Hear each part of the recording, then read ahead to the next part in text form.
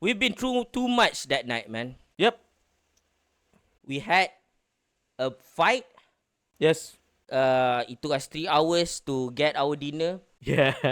and I didn't even get to have my chicken chop burger. Yes, that sounds awesome, and I didn't get to have it. Yeah, me too. I wanted to eat that too, man. Oh And god. I got debated.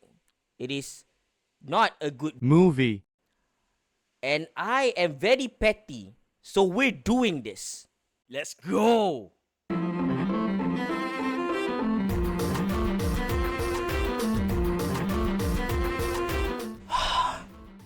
Hi everyone, Hello. I'm Sai Ali. I'm Iki Ali. First off, we want to start with this video by thanking everyone who showed us support with our latest project, which is our short film called Feed the Family. Yeah, which is for the 5th edition of Command Pictures Challenge. Thank you to them, because if they don't make that competition, you won't do the short film in the first place. And thank you for everyone watching, whether you enjoy it or you hate watching. We appreciate all of that traction. Thank you very much. I hope more will come, and maybe we'll make more of that if you want that. All right. In case you feel like you missed the boat, you're not, like, you can see it right here if you haven't seen it for yourself. All right. Now get on with the video. Alright, so we're here as per usual to talk about a movie. And the movie is called Abnormal Buas.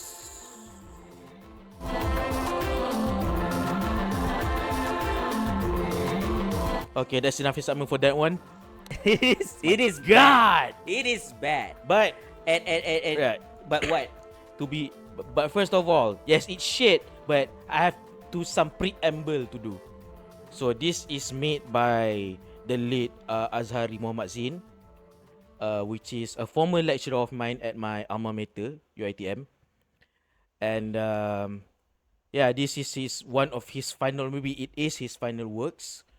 But yeah, I did come off strong there by saying it's shit, but that's because it is. So what I'm trying to say is, we're not shitting on him specifically, we just dunking on his movie, which is this one, Abnormal Buas. Yeah. Yeah. And you think about it, if I come out and I make fun of The Shining or something, it doesn't matter if Stanley Kubrick is that. If I don't like The Shining, I'm gonna dunk on it. Yeah. So there, the preamble, just in case someone gets offended out there. Yeah. We are criticizing the movie. Yep. Yeah. And yeah, it's unfortunately terrible. It is so bad, Oh man. my god.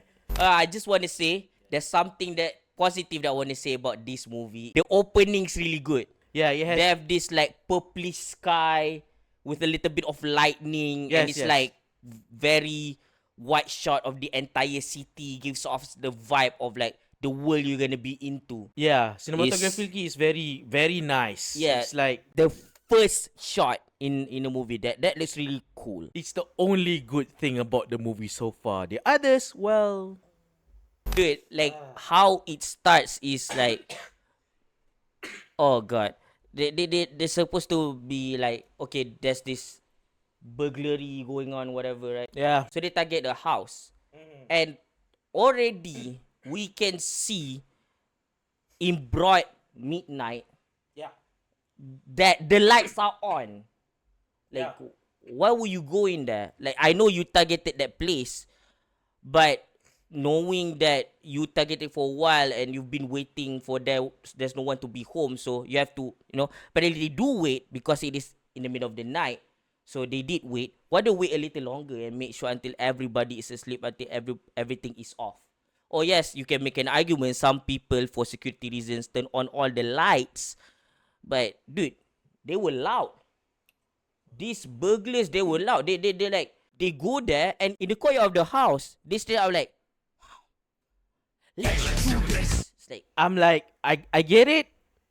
I think what the filmmakers are trying to do here, the team trying to do here, is to make them quirky and have personality. I get that, but this is not the way to do it. You can be quirky and not annoying. You can. There's a timing to it. Like for example, right? Yes. You don't want to go with the pep talk. Oh, let's do this. Okay, let's do this. They should do that in the car. Yes. I think they did it somewhat in the car, but they do some more at the courtyard. It's really stupid. And the thing is too, you know what's funny? I was like sitting at the premiere, and one of and I was thinking in my mind like, dude, this guy, no, one of the actors, I don't want to say who, like this guy is going to save the movie for me. Like if anyone that is going to, if this turns out to be a bad movie, I mean based on the trailer that I saw, because I didn't I am not the kind of guy who see trailers, right? But my friend is like, oh, you gotta see the trailer to this to like make sure that you know what you're getting yourself into, and they show the trailer, it looks bad. And then I really don't want to go. And then a friend of mine, he's like, oh, like come on over. So like it's near Mid Valley, because after that we can go to that place and we can get that burger and the froyo or whatever. Yeah. And I'm like, you know what? For the food and for the company, For the I'll go. boys. Yeah. So I ended up reluctantly going. So I thought that, right? I thought that, oh, this guy is going to save the movie.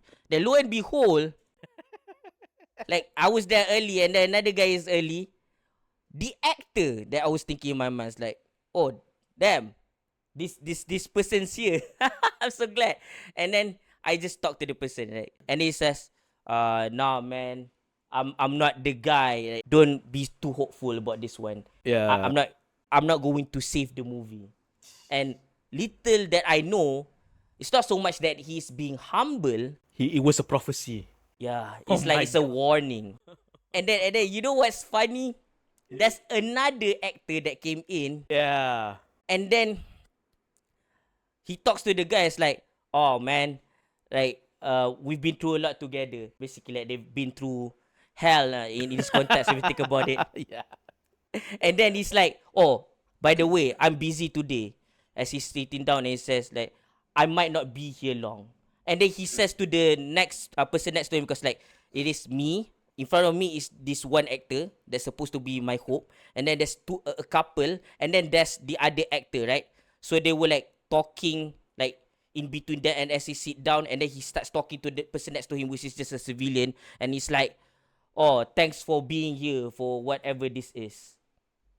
I won't be here long anyways. Yeah, he told that to that actor, and then he told that to that person, to that civilian, and yeah. and then later that I know, oh, that scene happened, and it was so bad. That's like an opening scene. It's like a preamble to everything. Supposed to be like a politician or something. Yeah. And it was so cringe because it's supposed to be like, I don't know, pseudo Indonesian or something. Yeah, that's the thing about this world. It's like it's a fictional world.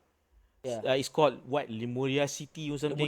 Lemuria City or whatever. Yeah. And then there's like a secret organization called E1 or whatever, supposed to control everything. Yeah. And then the police is quirky. They call police With a Z. Yeah, Poliz. Yes.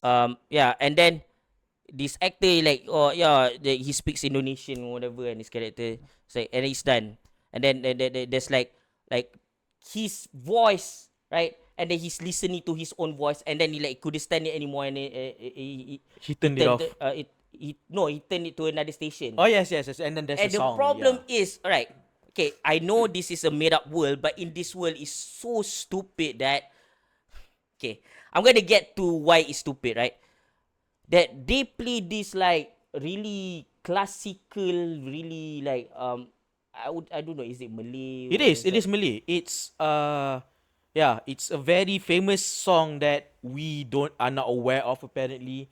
It's called Lemak Manis or something.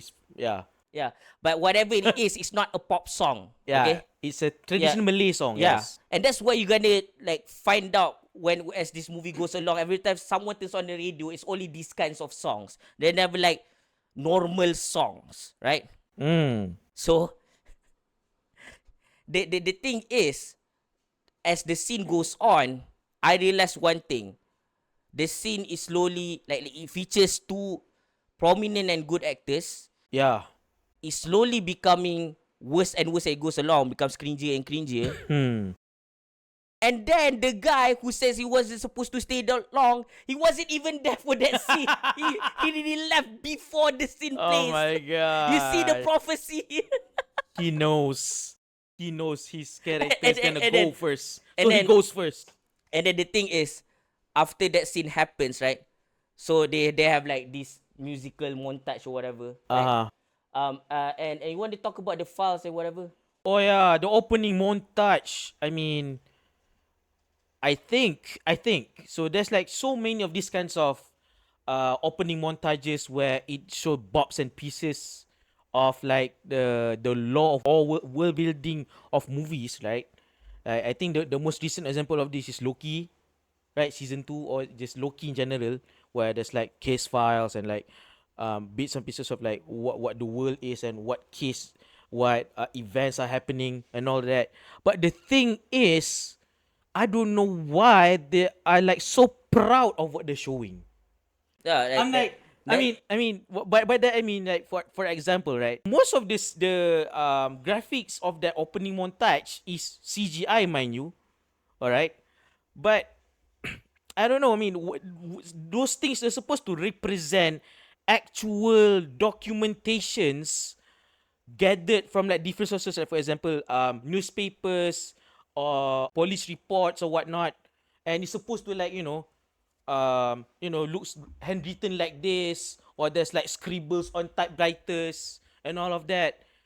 But for some reason, most of the things on that opening montage are all very, very graphically clean, and you're not sure what is which is what. It feels like and they written in like in red or in something. red. So is it supposed to be like a secret file like the police have between them and the government, whatever, the government that is directly have to do with the investigative body. Yes. And then sometimes it looks like it is a top secret thing that they just document for themselves, and other times it looks like newspaper articles. Yes. But they all written with the same font, Typeface and everything. typeface Yes. with similar colors, and it's basically all of them at once, and we don't know which is which at And one time. some of the photographs doesn't even make sense. And it zooms in a little bit like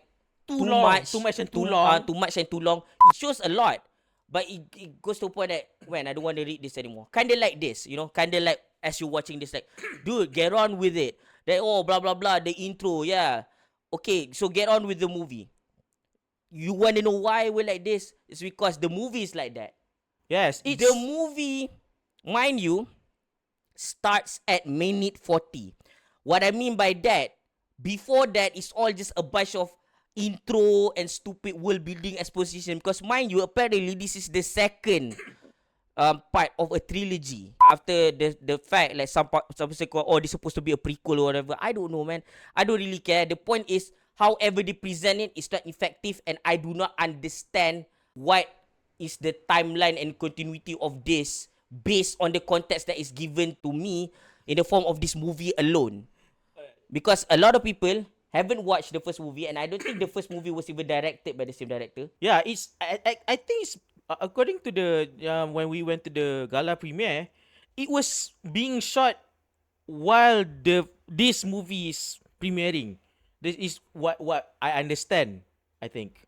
So yeah, and before we move on past minute 40, like you said, here's the thing though, like they're like I think they watch a little bit too much of maybe something like Pulp Fiction, where or just most Quentin Tarantino movies before more mainstream stuff like Django Unchained and above, where it's very linear and not fragmented and segmented and like non-linear. Yeah, they decided to be non-linear about everything, even though it doesn't need to be fucking non-linear. And mind you, the intro of the movie where like he said about there's the robbers breaking into the house and everything, that was repeated again After the 40th minute. No. 40th. That's why I say start with the 40th minute. It is repeated until it reaches the 40th minute. Yes, That's why I yes, said it starts after that, because as soon as you have the burglar looking at the cameras, then you realize, okay, now there's something new. Because before this, we thought that there's like a repeated time loop thing, like they stuck in a time loop. No, it's the way they tell the story. They just like out of nowhere just show back what we show at the beginning. Oh, just so you know, I just thought about it. Like I said before, right, about the radio playing like a classical music, whatever, and it's supposed to be in this world, people only listen to that kind of music, right? And there's and you have to understand, because there's different situations where it's just people relaxing in a scene earlier, and then now is a guy like changing like their clothing because they like getting ready for like something. I don't remember, man. But the point is, when the music is on and they're playing this, it's supposed to be like a normal kind of music that people listen to, in a way that this is what this world is. Like straight up, if you see Shazzy Sam's character, he's wearing like a weird hat that's supposed to be like somewhat Chinese, somewhat Russian a bit. Yeah. It's like an amalgamation. It's supposed to portray this Dictator kind of. no, not just yeah, it's kind of the dictator, whatever. But the point is like this is another world, right? It's gotta be another world. Guess what they played on the radio? The robbers played on the radio on the way there before they get to the mansion. They played the soundtrack of this movie. How dumb is that? And that's totally a pop song, and not only a pop song, the worst kind. You know, like how anime is like, I kind of hate this thing, but they do this all the time. How it's like a Japanese song, right? And then they insert English, but the English sucks. But then anime is so well received, just like K-pop, where people are like, okay, let's bring in this entertainment into our world, the J-pop, the J-rock, the K-pop, everything like that. But let's excuse the bad English. You know what I mean? It's like the songs are grammatically wrong and really stupid, right? But they keep it that way, and it's supposed to be quirky. So when you watch an anime, you listen to K-pop or whatever, you're supposed to excuse the bad English. But when English-speaking people make bad English songs, people get angry suddenly. I think the standard should be the same. It's kind of like watching Squid Game. I hate that every person is like the most professional actor ever, including the Pakistani guy. And then the moment they have like those Europeans or supposed to be Americans, they suck so bad. They pick like the Z-list actor that they find at the side of the street or something.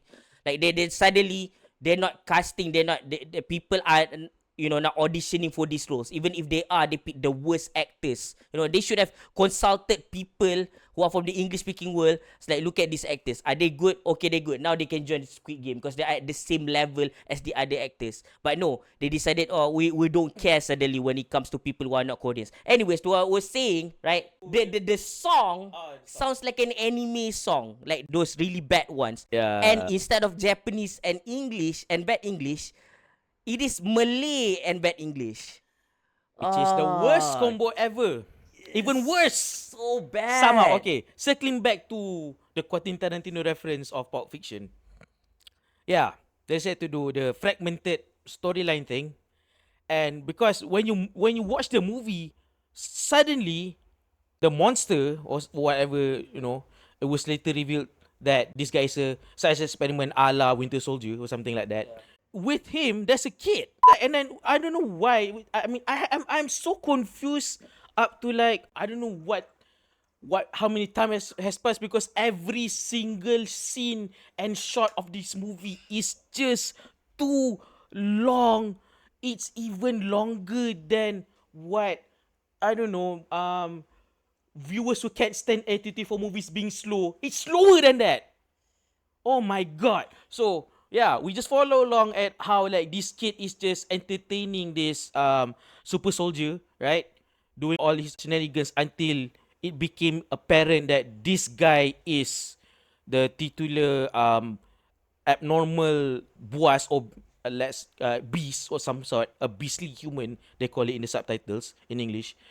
We don't know who the kid is until it was revealed that before it was revealed somewhere that the parents of that kid is going to that house for like, I don't know, like No, it's their house. it's the house. Yeah, it's the kids' house. He's the guy invading. Yes. Like that monster, I'm talking like about it looks like it's supposed to be a mystery. Oh, who is this guy? Like, no, that is not the daughter of this guy. This guy take her hostage in her own house. After supposedly killing her parents. Yeah, because I was confused every time I see the relationship between these characters. And they do this thing where, a lot of, I would say, lazy movie writers do, where they create characters that have no nuance, that's so one-dimensional, especially the villains, quote unquote. Right? the the burglars, the robbers, they're like, okay, they come in, right? And they're supposed to okay, one they talk, oh, let's do this in the car, and then let's do this in front of the house. And then when they're in the house, they're like, okay, 7 minutes from now, Tit, go, Miss Rocket, Miss Speed, go, and something like that. When it's midnight, two, why this like being a little bit loud right there. And then later, Miss Speed is actually loud, and she's like, oh, my little angel, whatever. She looks at the picture of her family, and she draws like a love Leaves to the evidence. kid. Yes, like one leave evidence. The idea is like she's being loud, and you have to understand, there's a cognitive dissonance in me, because one, they all wear black, right? Yeah. They're supposed to be robbers, right? They're supposed to be professional robbers, and they have the time thing, so they wouldn't stay there for too long. Timer, So timer, they can only take in things. Like, okay, one, the scenes are a little bit too long, so they say 7 minutes. Whatever we saw wasn't 7 minutes. They were at least there for 20 minutes, something. Yeah, at least 20 minutes. Another thing is they're loud. So the thing is, are they professional robbers or not? Because it kind of feels like, what is it like? Natural born killers, where there's a couple, where they just go around Bonnie and Clyde style, just take everything, whatever they want, kill whoever they want, take whatever they want, and then like being psycho all around, right? Like, that's the gist of it, right? Yes. So are they that kind of robbers, or are they like, shh, we need to sneak in, take as many stuff as possible, and then sneak back out? Which one? You go there, you time yourself, and then you walk around like idiots, carving love on the family portrait. When do you have time to take in all the, what do you call it thing, the different bling blings? Yeah. And then there's even like a scene like, oh, there's nothing here. Apa tu, orang kaya jenis apa ni? Which is kind of dumb, because if they're rich, they're gonna be more careful. Yeah. Like, for example, there is a briefcase in this house. One, the briefcase is not locked by any codes. Yeah, I just realized that. In the entire house, there's no safe. One, okay, it's already good. Their belongings are not stored somewhere in the cupboard, but at the wardrobe. But at the same time, why is there a briefcase without a code there, and an absence of like a safe? Like they straight up open the briefcase. It's money. Yeah. Like, straight up. So these are actually writing errors. These are like, what do you call it, plot holes. Like, straight up. This is this is just bad writing, man. It's stupid. What kind of, okay, we don't understand what kind of robbers they are. Yeah. We don't understand what kind of people they're robbing. Are they smart people or dumb people? So any of the people in charge of the filmmaking or the script or whatever was like trying to go for something like I don't breathe, which is the closest thing you can get to the premise of this movie, at least like in the first quarter or half of this movie, where you were supposed to like, okay, these are the robbers, they're trying to get into robbing, but they picked the wrong house to rob, when it turns out that the owner is someone despicable, right? And so we should root for these people, but I don't think we should root for the robber. Yeah, we should root for the monster, for that despicable thing, because the idea of Don't Breathe, we're supposed to root for the blind guy who's being robbed, but it turns out he's a terrible person, and we should so we should root for these people all along. Yes, for this robbers is that. But right now, I cannot root for the the monster. I cannot root for the robbers because I I cannot relate to them for one bit. They're like non-characters. They're like, I don't know. I'm like watching Space Jam right now. You know? Even as caricatures, right? These characters feel one, they're very one-dimensional, Yes. and two, we don't know if they're the kinds who would betray each other or they're the kinds that run away. Because there are many scenes where they run away, and there are many scenes that like one of the robber already got away and he came back for his friends. And he doesn't seem to be like the kind of guy to do that. And when it comes to the monster, or I guess the psycho, whatever his name is, Yeah, the super soldier. that thing, it's not like the way they try to make him as if he's the guy who can like take bullets non-stop, it will survive anything. But there is no indication in the actual movie, in the execution, where it is shown that he would have like a fatal wound, like he got shot in the heart, he got bashed in the head, Yeah. and then he got back up and regenerated. When they fight, right? They come at him, right? With like very bad moves and very weird openings, and they do more screaming than hitting. And they do the thing where they don't gang up on him, not even once. Yeah. They can all come at him at once. They didn't do that. Maybe they can do like something like, oh, they all come in at once, but then he does reversals, and then he's very good at close quarters combat, and then they back off. They're like, all right, we cannot fight him like this. We need to get at him one by one. At least they do that first. Then it makes sense that they wouldn't, gang up on him. Not do it at all. They should at least show that they tried that and it doesn't work. And the thing is, if they fatally wound him, he gets back up. Then it makes sense that they're scared. But instead of doing that, right? They just not do things like, for example, okay, that's the guy, right? You take the gun, you shoot him. They don't just do that. Okay, that's the guy. Okay, I take this plank, I hit his leg. Things like that make sense. They just don't do anything. And yeah. They just straight up not do anything, and then they overreact and they pretend, oh god, this guy is indestructible. It was never showcased that he is indestructible. It was never challenged. It was never revealed that he is. He is not the Terminator 2 villain or anything like that. He is not depicted as such, but they seem to believe that he is such. Alright, so the thing about these robbers, or just most characters in general, is that, I don't know, this movie has so many openings, and because the house has very, very, very terrible security, so much so that there's so many open windows, open spaces that you can run to and just get out and get help. Yeah, I don't know why none of them do that. Instead, they're trying to fight to survive the super soldier. They insist on doing that. I don't know why. Maybe it's a contractual clause because the actor of the super soldier, who is also the producer, says, I'm the producer, I need to be in most screen time, so you need to be here with me. The Watchmen quote, like, I'm not here with you, you're here with me, something like that.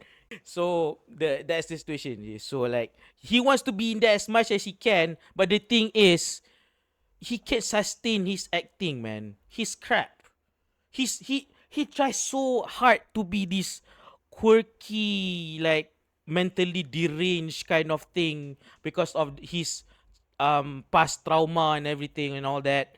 But it doesn't work. You know what he does? It's like, oh, I entered the scene. Yeah. Like, he dances, and it's like, you think what I did just not bad? But that is me demonstrating for this video. Imagine if you take that exact level of acting and put that in the movie, in a professional movie where people pay tickets for. Yeah. If it's that bad, it's not supposed to be in a movie, right? But the level of acting that I just did is exactly the same as the movie. Okay, yeah. So this guy. Am I exaggerating? No, you're not. Because this guy, Azhari Zain, he was previously in a movie that I wanted it to be so bad because the movie looks cheesy as heck. I want it to be bad because I can like, oh, this is my So latest. Bad is good. Yeah, my latest So Bad is good. My guilty pleasure. KL Vampires. he does the same thing where he wants to be quirky. I don't know. This is just he's a magnet. I mean, the kind of scripts that he picks. This. Yeah. He's attracted to this kind of scripts. I'm not even surprised if Malaysia guy gets the license to Morbius. He wants to be And the thing acting is as Morbius in the remake. It's I don't know, man. Like he said, right? He's the producer. So, you know, as the producer, if you want the movie to do well, you're supposed to consult with your people who cast people, like, for example, right? They're like, oh, okay, who should be our lead actor? And they should talk about that, right? But it feels kind of like he uses his power as a producer to buy his way to get the lead role. Yeah, But it's not seems because like that, yeah. he is the best pick for the role, not because he auditioned for the role. No, it's because he's the producer, so he gets to say, they have to say so. He's there just because he paid for it. Yeah, something like that. So He feels like that. he can be good, but he's just not. So he shouldn't be in the lead role. He should just hire someone else. He just should be a producer. Why not? Yeah. Despite, buying his way, so to speak, into the role, into this movie, he's also frugal about it by just casting his wife and even one of the actors, Ali Ahmad Ramli, the character the actor who plays Bullet, the character Speed is also his wife, and it's just like I don't know. Everything is wrong with the production of this movie, man.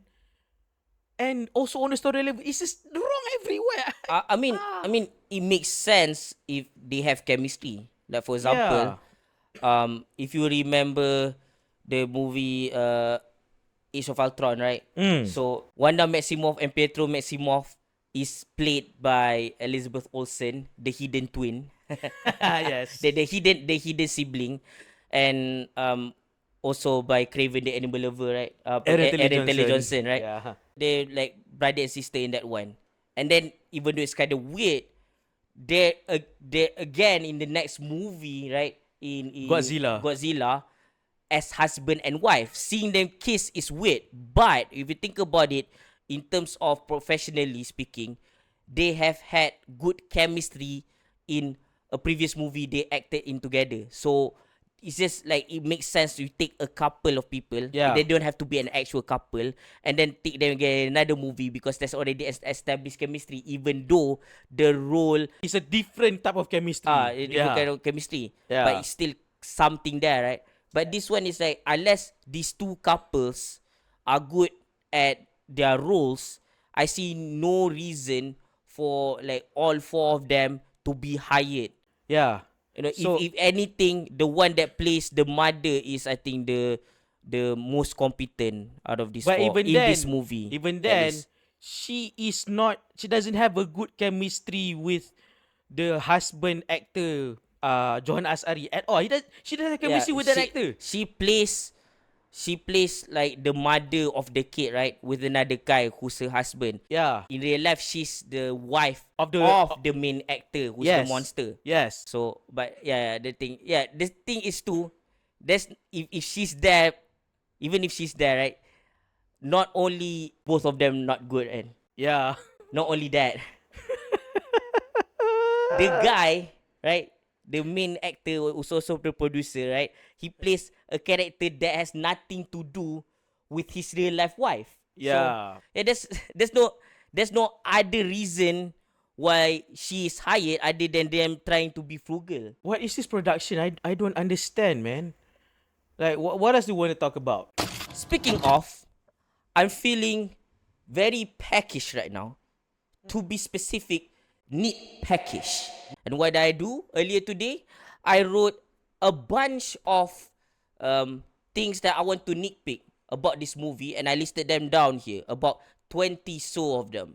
So why don't we get on with it? Let me see if I can read it here. Do you need your glasses, man? Yeah, I think I do. Do you have it around here? There it is.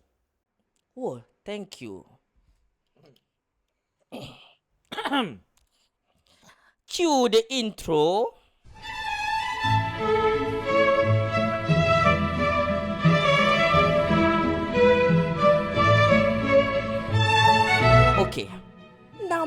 one. There's too many openings. They play the movie soundtrack in the radio. Nabila Huda's character seems to have a photoshoot camera in her face during the murder scene. There is too dialogue heavy, and the character is too voluntary, and it is too elaborate to be considered a murder scene.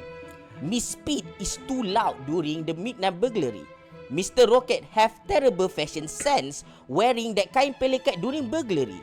Mr. Bullet smokes during burglary. Miss Speed, Mr. Rocket and Mr. Bullet are dumb misnomers. TV has to accidentally turn on to tell the robbers they're facing a monster. Fight scene have zero choreography. Kid is straight up a miscast. Nepotism is not a good excuse. They told the killer they have one bullet left. There's one bullet left. Suddenly it became infinite. Daughter's love for mother needs flashback. Bamboo in flashback flows water inconsistently. The gun is teleported to the mother's hand. Mom gets stabbed on the phone in the pocket but lost lots of blood and passed out. The glass shard remover scene is too long. Monster tries to break out of storage room without using any tools in storage room. Secret organization E1 member identifies self to the local police. My God. I hope I made my point clear.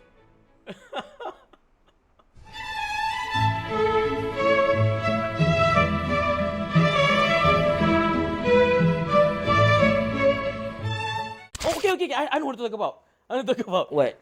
Okay, so it was implied that this guy is a super soldier who can do some deranged things, and so they have this tendency to show him in these menacing auras, like CGI auras. But it was all implied. It was all just like a metaphor. They don't have the budget to actually make him animalistic enough to have like some sort of like No, wrong. animal features. Wrong. That's what they tell you. They're like a small production, right? They may not have the budget. Yes, but that's nothing to do with budget. Like for example, right?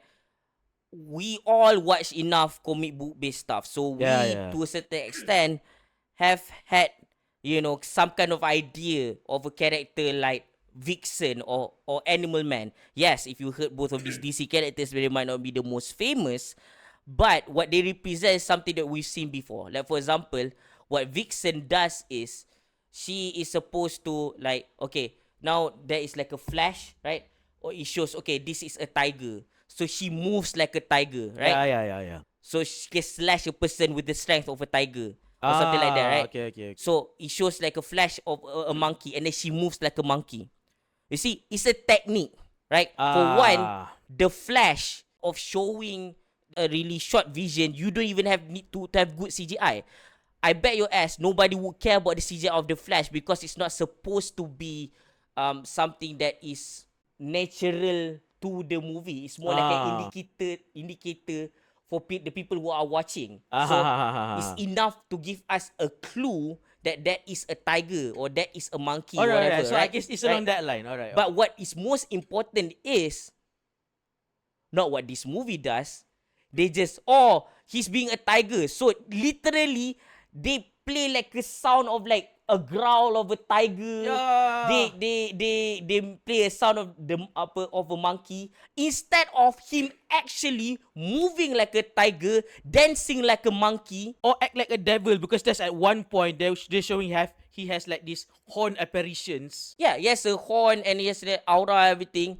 And if you think about it, it really doesn't matter because it's already established it's a fantasy world and all that. I don't mind that. That part really, I don't mind. What I do mind is the sounds. Even then, if you focus on the scenes, right? The sound, like the what do you call it, the foley or whatever, is a little bit too much. For example, if they open up like a, they skin someone alive, it's supposed to be, it's like crunching or whatever. Yeah. But what's it supposed to sound like is that, but the movement is slow. What does it sound like that? It's like they overdo all the sound design. Everything is turned up to the max. Speaking of overdoing, yeah, this movie is like he said, the skinning thing. So that there's violence in this movie, but I don't know. Like, I mean, there's something called torture porn, right? Where they're like slowly trying to get to see the character squirm and getting like tortured and hear the screams of agony. And is the point is to scare. But this one, just like KL Gangster Underworld season 2, they're like, we spend so much money on this you know, practical effects.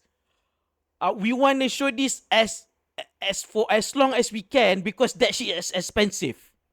So we would like to please look at our meticulous work. Please.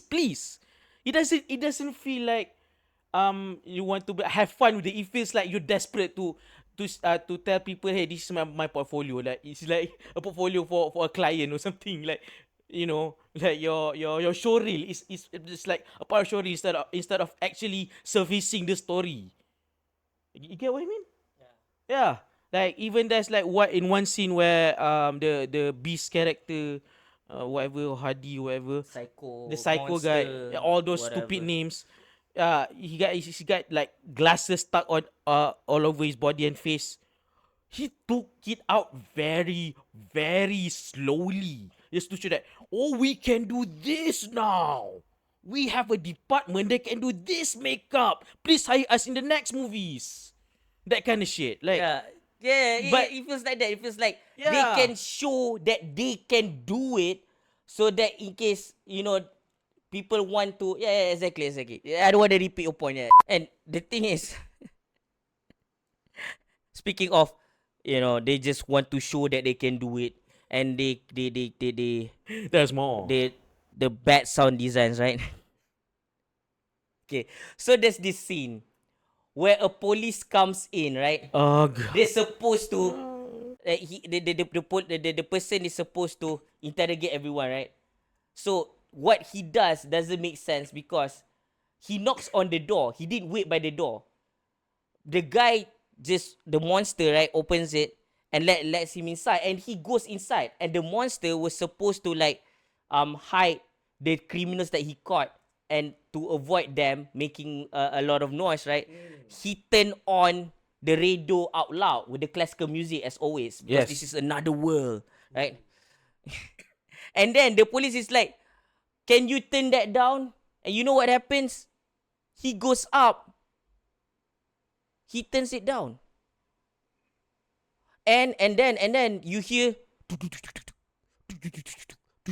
why?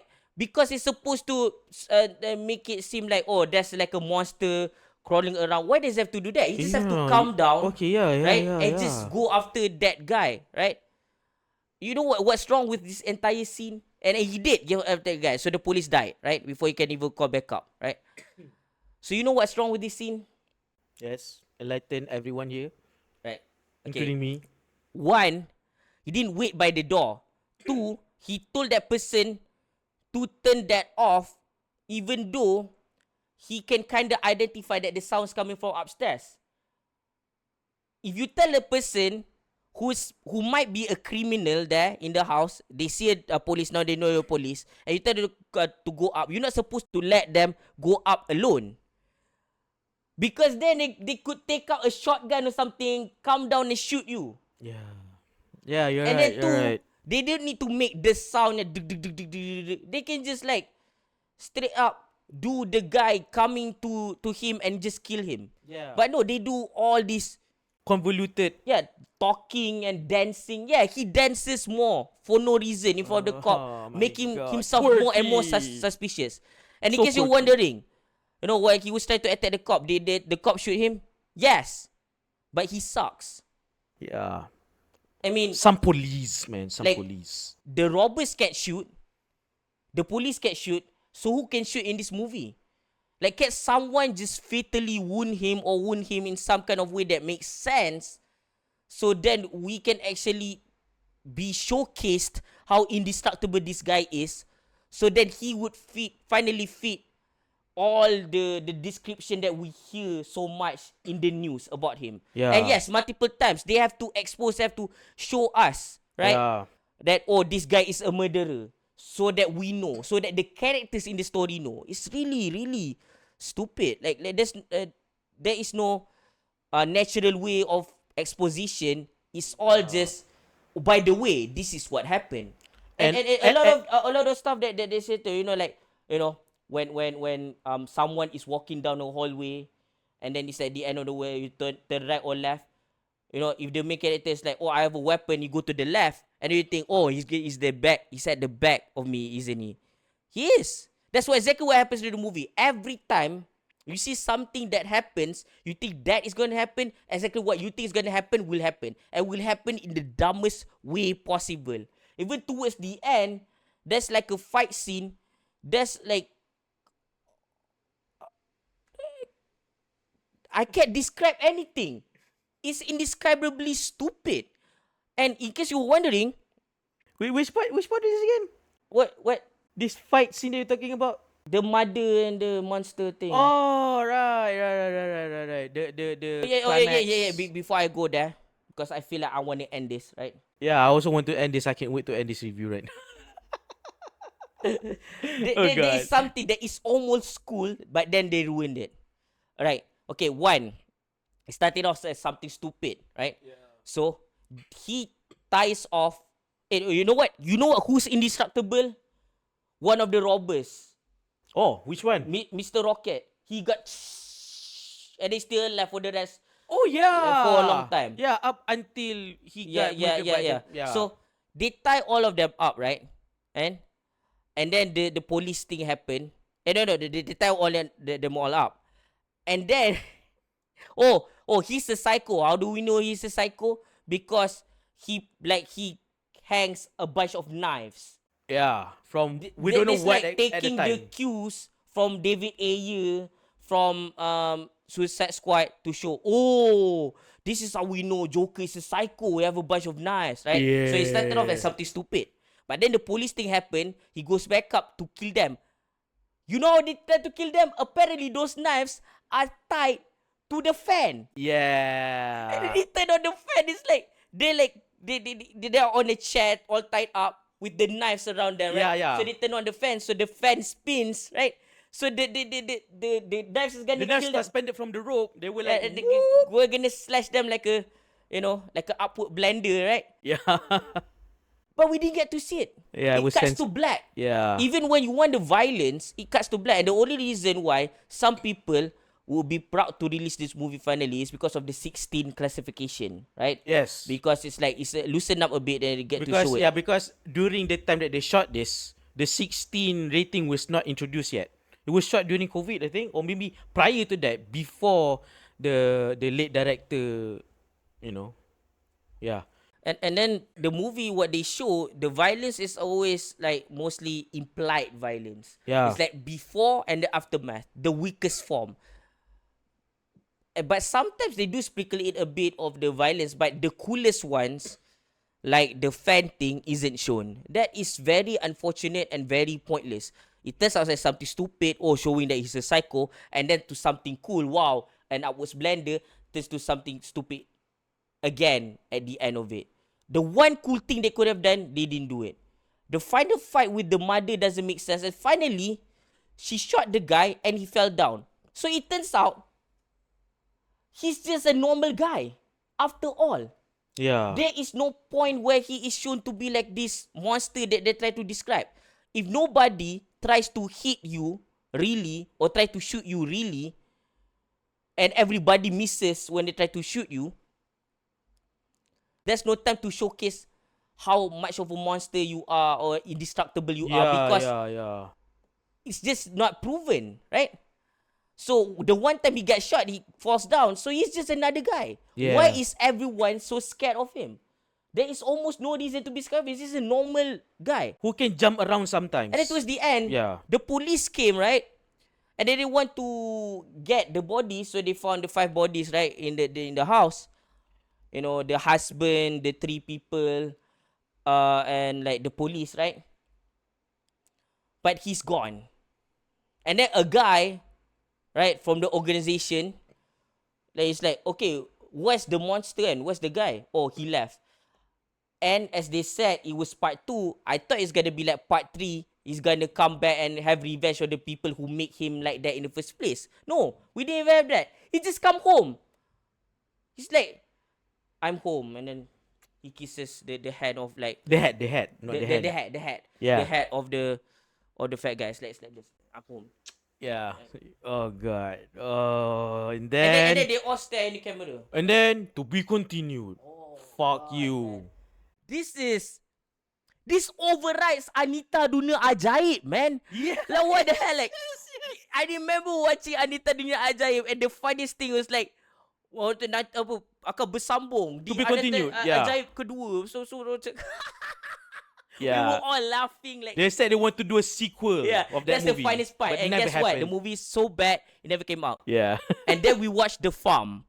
Oh god, it's so bad. Yeah. You know, we did try to cover it, like we did, right, in a podcast that never came out really. A podcast that never really came out.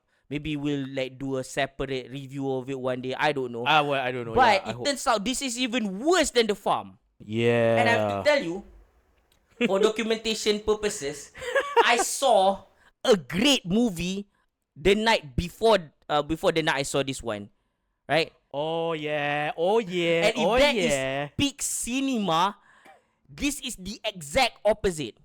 So This is like you know the term scraping the bottom of the barrel, scraping the bottom of the barrel, right? Right.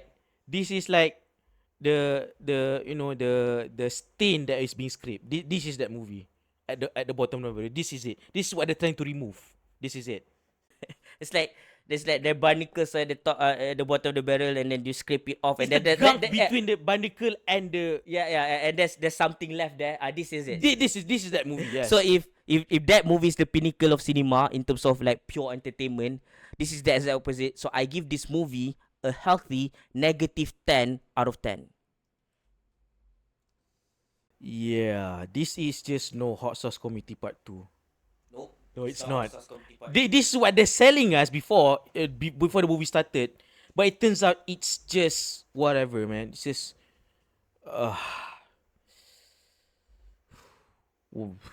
I don't know which one should I give a negative or just nothing at all out of 10. You can give whatever you want out of 10, man.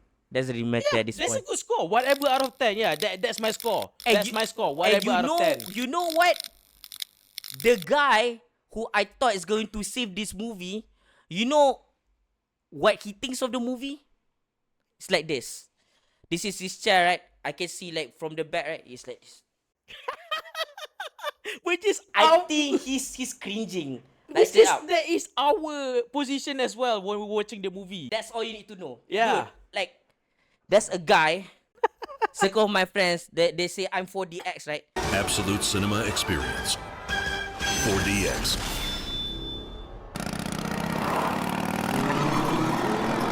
I react a lot. And This is the most 4DX experience that I ever had. I joined him in creating that seat effect, that 4DX You know, effect. you just like, And then so he like was like, you're looking at your brother, you're looking at your friend, you're like, is this still that now? It's that kind of movie, man. Yes.